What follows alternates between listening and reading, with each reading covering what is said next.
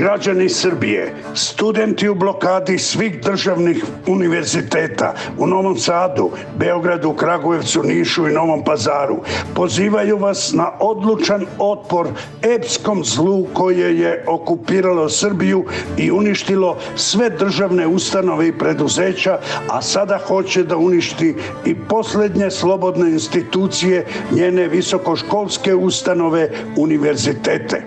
Studenti i nastavno osoblje koje se već više od pola godine herojski bore za vladavinu zakona, istinu i pravdu, pozivaju sve nas da im se ovog vikenda, u petak 30. maja i u nedelju 1. juna, pridružimo protestujući u svim većim gradovima naše zemlje.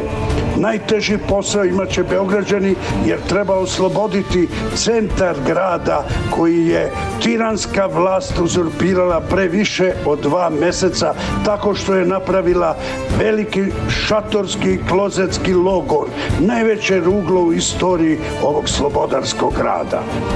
Evo slike snimljene prošle noći u samom srcu Beograda, nekada prelepom Bezistanu koji spaja Terazije i trg Nikole Pašića. Sa nadstrešnice padaju blokovi maltera i betona i već mesecima Bezistan je ograđen i izbačen iz upotrebe kao i Pionirski park. Ovaj beskućnik koji svake noći spava na betonu najbolja je ilustracija Vučićevog navodnog zlatnog doba. Beograd ne mogu odbraniti samo Beograđani. Glavni grad se brani i u svim ostalim gradovima naše zemlje.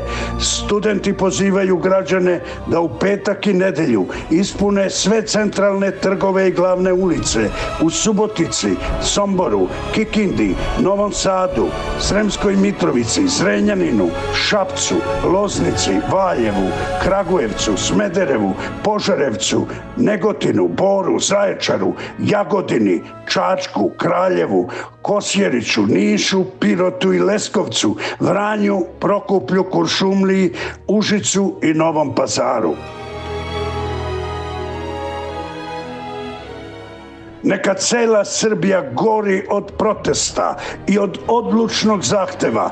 Vučiću, marš iz naših života!